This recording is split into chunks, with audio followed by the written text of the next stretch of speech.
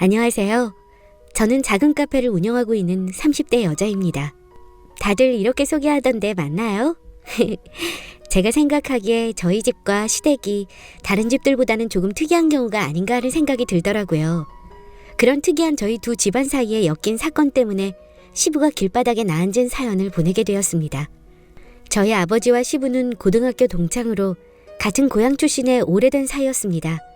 절친한 친구 사이였기 때문에 제 기억에는 어릴 때 함께 여행도 다니면서 시간을 함께 보냈었습니다. 특히 여름이면 함께 고향으로 내려가 동네 개울에서 지금의 남편과 함께 물장구를 치며 놀았던 기억이 있고, 이런 모임은 제가 중학생이 되고 나서부터 뜸해졌습니다. 제가 흔히들 말하는 사춘기가 좀 세게 왔던 편이라 가족들과도 대면대면하게 지내다 보니 시댁과 함께 가는 가족 여행에도 빠지게 된 것이죠. 친정 아버지께서 시부와 친한 것은 알고 있었지만 그렇다고 해서 선을 보거나 소개팅을 통해 남편을 만난 것은 아니었습니다. 먼저 대학에 진학한 지금의 남편에게 이것저것 물어보다 결국 같은 대학교에 같은 과에 다니게 되었고, 이후 자연스레 연인관계로 발전하게 되었어요. 수정아, 이번 주에 너의 아버지가 우리 집 온다고 하더라. 이제 슬슬 우리 사귀는 거 말해야 하지 않을까? 절대 안 되지. 우리 아빠 성격 몰라? 알게 되면 그날로 바로 날 잡으라고 하실 거야. 그래도 우리가 벌써 만난 지가 5년이나 됐고 벌써 나도 30이야. 다음번에 인사이동할 때는 대전으로 발령 날지도 모른다고. 그럼 연말까지 생각해보고 결정하자. 그건 괜찮지? 그래. 나는 우리 아버지한테 슬쩍 이야기해봐야겠다. 저희는 연말이 되어 정식으로 결혼 준비를 하게 되었습니다. 양가에 인사를 하러 갔을 때 두 집 모두 화들짝 놀라는 반응이었지만 큰 반대는 없었어요. 그 당시 경제적으로 여유가 있던 시댁에서 신혼집도 마련해주고 혼수는 저희 집에서 준비해 간 만큼 남들이 하는 만큼 챙겨서 결혼을 했습니다. 신혼집은 시댁에서 구해준 것이다 보니 위치가 자연스레 시댁의 집과 가까워서 걸어서 10분 정도였습니다. 시부는 당시 개인 사업을 하고 있었고 시모는 은행에서 근무를 하고 있었기 때문에 낮 시간 동안에는 집에 사람이 없었습니다. 저녁이 되어서야 저희 집도 시댁도 사람이 들어왔고 두 집 모두 맞벌이를 하다 보니 자연스럽게 저녁은 시댁이나 저희 집에 모여서 시켜 먹거나 한 명이 음식을 했어요. 그날은 제가 식사당번이라 퇴근 후 먼저 집에 들어와 제육볶음을 만들 준비를 하고 있었는데 시부가 먼저 집으로 들어왔습니다. 용현이는 아직 안 왔냐? 네, 아까 통화할 때 출발한다고 했으니 10분 정도 있으면 도착할 것 같아요.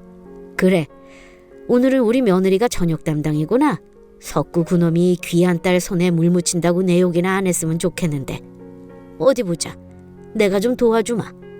시부는 제가 쌈을 물에 씻고 있는데 손을 쑥 집어넣어서는 제 손을 덥석 잡았고 제가 화들짝 놀라 손을 뗐더니 아무 일 없다는 듯이 쌈채소를 씻었습니다. 탁탁 털어서는 식탁으로 쌈을 가져가고 이후로 수저와 물을 챙겨서 가는 시부의 모습을 보고 제가 순간 흠칫한 게 과하게 반응을 한 거라 생각을 했어요. 그리고 그날 제가 만든 저녁으로 시댁 식구들과 저녁을 먹었고 시부모님은 댁으로 돌아가셨습니다. 그리고 얼마 뒤에는 시부의 생일이라 시댁에서 간소하게 생일 파티를 했어요. 제가 케이크를 갖고 있었고 시부는 초를 불더니 케이크를 테이블 위에 올려두고는 저를 꽉 끌어안았습니다. 그때도 이건 아닌 것 같아서 당황해 있었습니다. 그날 저녁 남편에게 시부에 대한 이야기를 했고 남편은 제 이야기를 듣고는 불쾌하다는 듯이 화를 냈습니다. 여보, 아버님이 좀 불필요한 터치가 좀 있으신데 이걸 어떻게 말을 해야 할까? 불필요한 터치가 뭐야? 얼마 전에 밥을 하고 있는데 내 손을 덥석 잡고는 아무렇지 않다는 듯이 쌈을 씻으시고 예전에는 아버님의 손을 움직이시다가 내 가슴 쪽으로 스친 적도 있고, 그리고 오늘도 앞에서 그렇게 꽉 안으면 좀 그렇잖아. 그렇긴 뭐가 그렇다는 거야. 당신이 너무 예민한 것 같은데? 가족끼리 살 좀 닿을 수도 있지. 그리고 뭐 그걸 일부러 의도하고 그랬겠어? 예민하게 좀 굴지 마. 누가 보면 우리 아버지가 당신한테 일부러 터치한 것 같잖아. 그런 거 말도 안 되고 기분 더러워. 당신은 그렇게 생각해? 그래. 결혼한 지 얼마 되지도 않았는데 시댁이랑 가까워서 당신이 불편할 거 알지만 그래도 이건 과대망상이야. 남편은 그렇게 말하고는 혼자 이불 안으로 쏙 들어가 버렸습니다. 남의 편이라는 말처럼 제 편이 아닌 시부의 편을 드는 모습을 보고 나니 저는 의지할 곳이 없는 기분이었습니다. 그렇다고 친정집에 말을 하기도 면목이 없었고 남편의 말대로 제가 과민한 건 맞은 것 같았거든요. 그래서 그날 이후부터는 제가 조심을 하며 지냈어요. 일부러 시부와 멀리 지내고 시부가 오면 자리를 피하면서요. 그렇게 2년 정도 지났을 무렵 시댁의 가세가 많이 기울기 시작했습니다. 시부가 투자 실패를 하면서 큰 빚을 지게 되었고 언젠가부터는 저녁도 거의 저희 집에서 먹고 저희 집에 있는 생필품을 가져다 쓰실 정도로 시댁이 힘들어졌어요. 그러다 오랜만에 친정아버지에게 전화가 왔고 저는 반가운 마음에 집 근처 카페에서 아버지를 만나 오랜만에 이런저런 이야기를 하게 되었습니다. 친정아버지도 시댁이 힘든 걸 알고 있는지 저에게 시댁의 상황을 먼저 물어보시더라고요. 요즘 병렬이, 아니 사돈은 좀 어때? 요즘 좀 힘들다고 하던데. 응? 그냥 다 잘 지내셔. 회사가 좀 어렵다고 듣기는 했어도 요즘 경기 다 안 좋은데 뭐. 너희한테 뭐 돈 빌려달라 이런 거 없으시지? 무슨 말을 하는 거야. 그럴 리 없지. 그리고 그렇다고 하더라도 드릴 돈도 없어. 우리도 이제 아기 가질 생각이라 돈 모아야 하거든. 너희 부부가 잘 지내면 되는 거야. 병렬이도 곧 잘 되겠지. 저희 집 앞까지 찾아온 친정아빠는 그렇게 짧은 시간 이야기를 하고 곧 다른 약속이 있다고 하며 돌아갔습니다. 그리고 오래 지나지 않아 시부는 다시 예전과 같은 모습으로 돌아왔어요. 평소처럼 돈을 쓰고 외식을 하고 제가 임신을 했다고 용돈까지 챙겨주셨어요. 남편에게 물어보니 회사 사정은 비슷한 것 같은데 시부가 모아둔 돈이 있었던 것 같다는 식으로 이야기를 했고 저도 임신 중이다 보니 일이 잘 해결되고 있구나 하는 정도로 생각을 했었습니다. 친정집에서 전화가 와도 늘 괜찮다, 별일 없다 이렇게 이야기를 했었거든요. 하지만 이런 시부의 씀씀이에도 시모는 뭐가 걱정인지 예전과 다르게 알뜰히 생활을 하였고 밖에서 사 먹는 커피 한 잔도 아끼기 시작했습니다. 어머님, 요즘 무슨 일 있으세요? 아니다. 그냥 저희가 좀 이상해서 그러지. 회사에서 어렵다고 하더니 갑자기 며칠 만에 저렇게 돈을 펑펑 쓰고 다니자니? 내가 저 인간 씀씀이 좀 줄이려고 얼마나 애를 썼는데 나아지는 기미가 없다. 매번 나만 이렇게 아끼고 챙기고 밑 빠진 독에 물 붓기야. 아버님 어련히 잘하실까요? 그런 걱정 말고 이번 주에 저랑 바람 쐬러 가요. 제가 용현 씨한테 미리 차 빌려달라고 말해뒀어요. 어머, 우리 나가서 바람이라도 쐬고 오자. 너무 좋아. 어디로 갈까? 그날은 내가 우리 며느리 밥이라도 사줘야지. 저는 뭐든 좋아요. 요즘 어머니 표정이 너무 안 좋으셔서 걱정 많이 했거든요. 그날은 제가 풀코스로 모실게요. 임신 초기이다 보니 저도 기분이 싱숭생숭해서 시모와 종종 드라이브를 하면서 기분을 품곤 했는데 그날은 드라이브를 하다가 한 카페에 앉아있는 시부와 친정아버지를 발견했어요. 그날 저녁 시간이 다 되어가길래 같이 저녁이라도 먹으려고 저희는 살금살금 카페로 들어갔고 종이 가방에 현금 다발을 넣어서 시부에게 건네는 친정아버지를 보게 되었어요.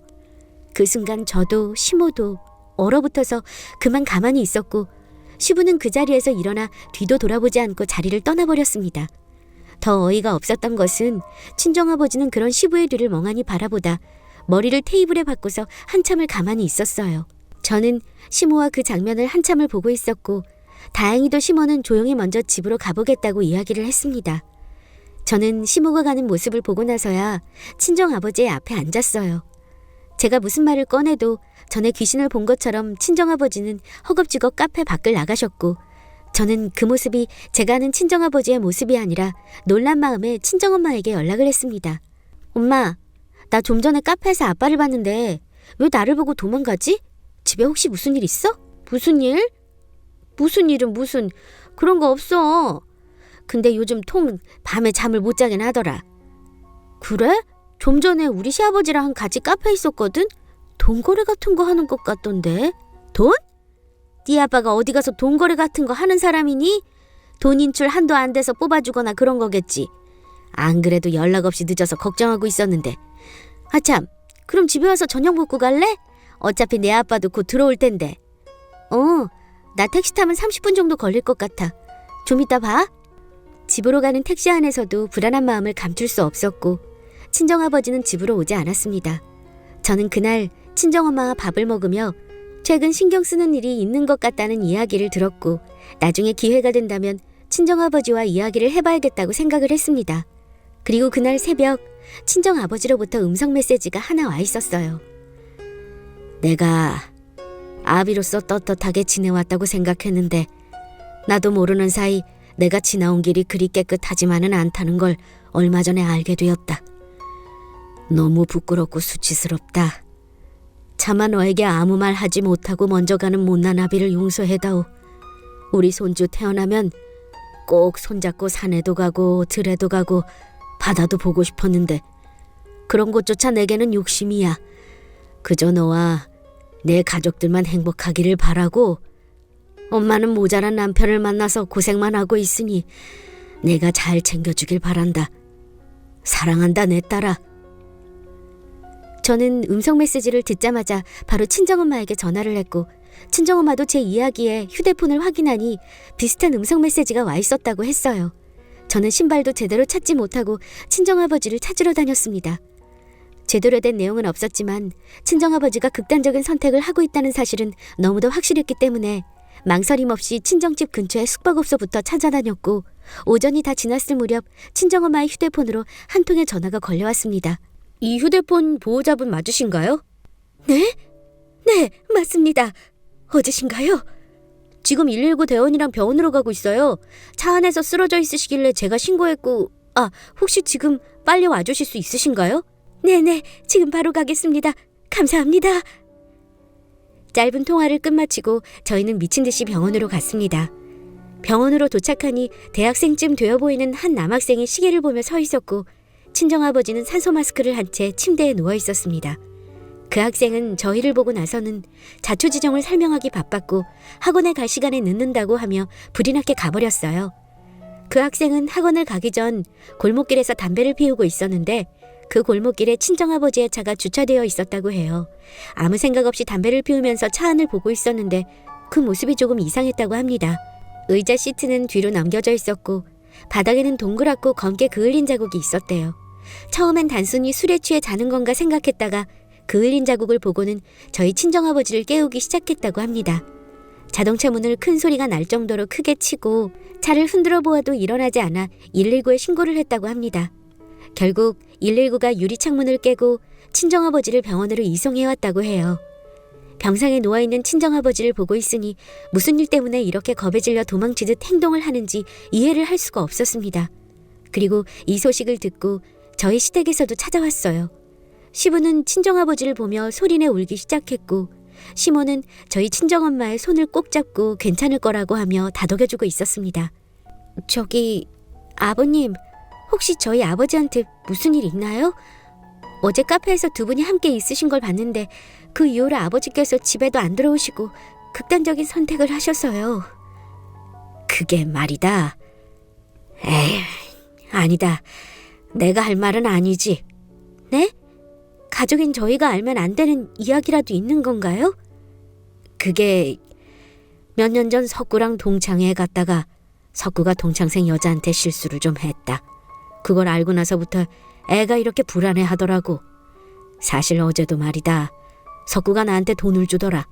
내가 다른 사람한테 말할까봐 겁이 나는 건지 늘 그렇게 내가 달라고 하지도 않은 돈을 주면서 입막음을 하려고 했지. 그 이후로 그 여자도 동창 모임에 안 나오고 석구도 안 나오고 돈은 너한테 주려고 안 그래도 챙겨뒀다.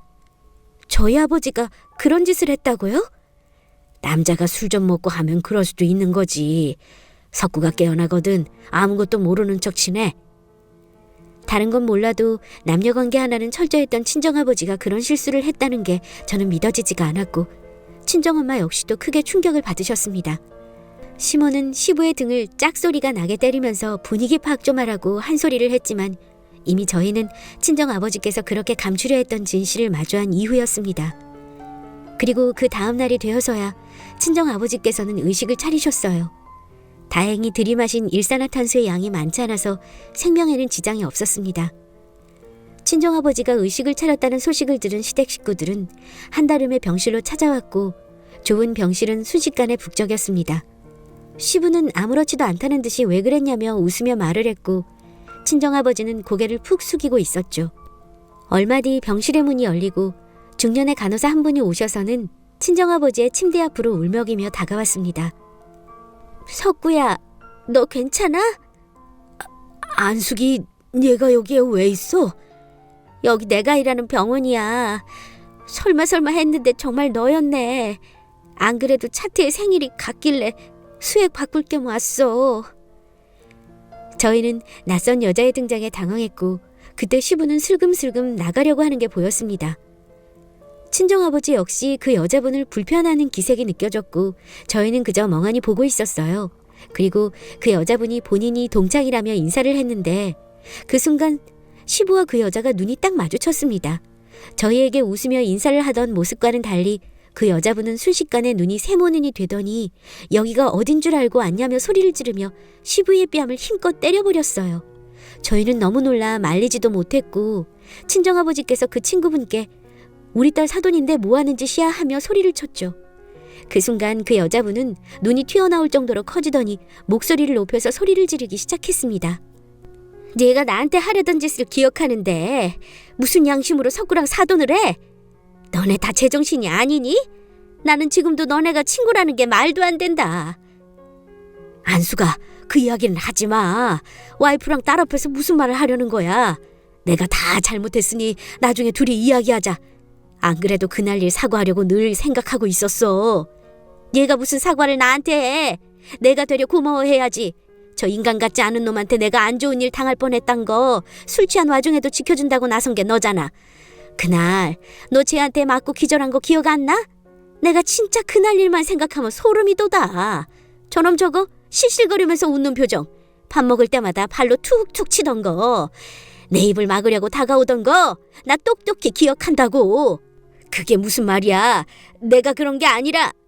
그래, 내가 아니라 저놈이라고. 저놈도 여기 있는 줄 알았으면 너한테 인사하러도 안 왔을 거야. 저 인간 잘 사는 꼬락서니 보고 있으니 그날 일이 생각나서 미칠 것 같네. 맞아. 내가 아니었지. 내가 술 먹고 맞아서는 기억이 어떻게 됐었나 봐. 친정아버지께서는 그 자리에서 한참을 웃더니 표정이 싹 바뀌어서는 허탈한 표정으로 침대에 털썩 앉았고 시부는 그대로 주랭랑을 쳐버렸어요. 나중에 친정아버지에게 듣게 된 내용은 시부의 말을 모두 뒤엎는 것이었어요. 몇 년 전 동창회에 가게 된 친정아버지와 시부는 그날따라 좋은 술이 들어와서 술을 좀 많이 마셨다고 합니다. 당시 숙소는 남녀 나뉘어 있었고 술은 남자 방에서 먹고 있었는데 다들 술을 먹고 각자 자러 들어갈 때 시부가 안숙이라는 분을 부축해서 남자 숙소의 한 방으로 데리고 갔대요.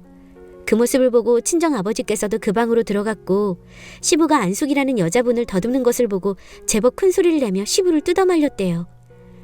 친정아버지가 말리는 모습에 화가 난 시부는 친정아버지를 몇 차례 때렸고 친정아버지는 그 자리에서 기절을 했다고 합니다. 그 소란에 정신을 차린 안숙이라는 분이 소리를 질러서 다른 동창생들이 방으로 왔고 다행히 별탈 없이 여자 숙소로 돌아갔다고 해요. 그런데 문제는 여기서 시부가 친정아버지의 옷을 모두 벗기고 나체의 모습을 사진을 찍어뒀다는 점이에요.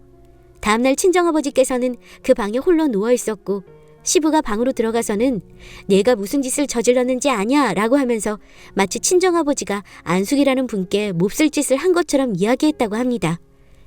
아침 일찍 안숙이라는 분은 집으로 돌아가셨고 딱히 물어볼 것도 없었던 친정아버지께서는 그대로 시부의 말을 믿어버리신 거죠. 저희가 결혼을 할 때 시부는 친정아버지께 갑질나며 신혼집에 보태게 돈을 달라고 했고 친정아버지께서는 찝찝하지만 내 딸이 살 집이니까 아깝지 않게 돈을 보탰다고 합니다. 그런데 문제는 이 일이 한 번이 아니라 시댁의 사업이 힘들거나 시부가 돈이 필요할 때마다 저희 친정아버지께 돈을 요구했고 그때마다 친정아버지는 돈을 보냈다고 해요. 그 돈을 보내지 않는다거나 금액이 부담스럽다고 이야기를 하면 그 사진을 저와 저희 친정엄마에게 보내겠다고 협박까지 하면서요. 그 말을 모두 들은 저는 다리에 힘이 탁 풀렸습니다. 제가 행복한 결혼 생활을 하고 있을 동안 친정아버지께서는 시부에게 말 못할 괴롭힘을 당하고 있었다는 게 너무 화가 나고 견딜 수 없었어요. 저는 곧장 시댁으로 갔고 시부는 네모 트렁크 팬티 하나를 입은 채 집에서 뻔히 누워 있었습니다. 뭐해? 나가! 시아버지 벗은 몸이라도 볼 테냐? 얼른 썩 나가! 네 아버지가 뭐라고 했던 다 거짓말이다. 그 여자도 거짓말이야. 그런 동창 없어. 불리하니까 어디서 잔머리를 굴려? 아버님, 옷 입으세요. 뭐? 옷 입으시라고요. 저희 아버지한테 그런 짓을 해놓고 지금 미안하다는 말 한마디 없으시네요? 하, 네가 아주 내가 만만하지? 오냐오냐 해주니까 어른 무서운 줄 모르지? 화가 난다는 듯이 다가오는 시아버지를 저는 방향을 돌리고 힘으로 밀어 문 밖으로 보내버렸습니다. 그리고 문을 2중 3중으로 싹 잠가버렸어요. 달랑 팬티 한 장을 입고 집 밖으로 쫓겨난 시부는 당황스럽다는 듯이 문을 열라고 밖에서 소리를 질렀고, 저는 저희 친정아버지가 느꼈을 수치심을 그대로 돌려주고 싶었습니다. 왜요? 들어오고 싶으세요? 그러면 저희 아버지한테 협박해서 뜯어낸 것들 다 돌려주시죠. 아, 그런 게 어딨어. 걔가 준 거지 내가 뺏었냐? 어디 증거 있어? 아, 참. 그러고 보니 아버님 휴대폰이 집안에 있네요. 저희 아버지 사진은 제가 지워도 문제될 거 없는 거 맞죠? 야! 문 열어! 이게 지금 뭐 하는 짓이야? 너네 부모가 너 이렇게 가르치던? 밖에서 한참을 소리를 지르던 시부는 갑자기 조용해졌고, 인터폰을 통해 밖을 보니 시부는 시모와 남편 앞에 무릎을 꿇고 앉아서 싹싹 빌고 있었습니다. 그리고 시모는 저에게 문을 열라고 했고, 저도 문을 열어드렸어요.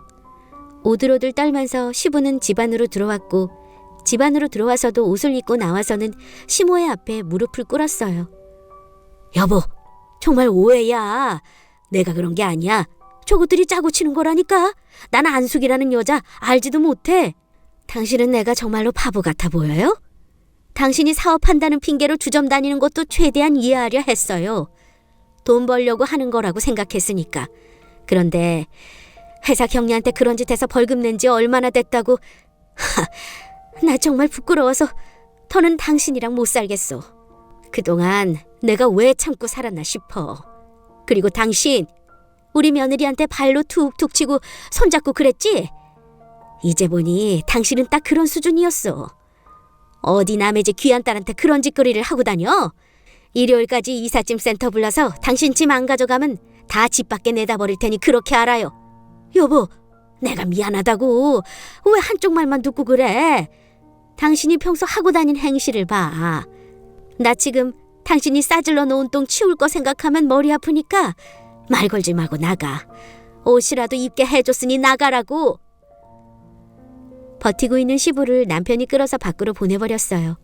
시부는 같은 남자면서 내가 어떻게 이럴 수 있냐고 하며 남편을 향해 소리를 질렀고, 남편은 그런 시부의 말을 들은 채도 하지 않고 매정하게 돌아섰습니다.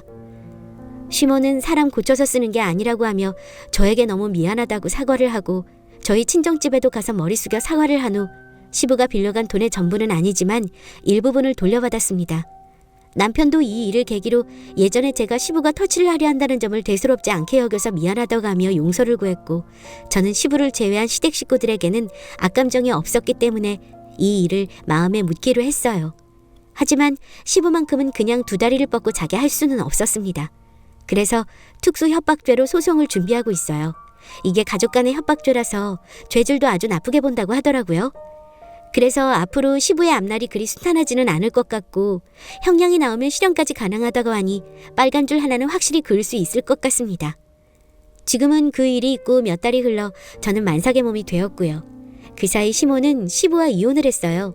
시모는 남편에게 너는 내 아빠처럼 살면 안 된다 라고 하면서 만나기만 하면 귀에 딱지가 앉을 정도로 정신교육을 시키고 있고, 남편도 예전에 조금은 가부장적이고 말끝마다 남자는 그럴 수 있다 하는 말을 다신 안 하게 되었네요. 저는 혼자 계시는 시모가 걱정이 되어 지금도 평일에는 함께 밥을 먹으며 시간을 보내고 있고, 이번 일로 시모와 저희 친정엄마가 친해지셔서 주말이면 종종 숯가마 찜질방이나 카페를 다니면서 수다 삼매경입니다. 우리 시부는 매번 남자가 어쩌고 했었는데 결국 집을 움직이는 건 그렇게 무시하고 함부로 대하던 여자들이라는 걸 이제는 알까요?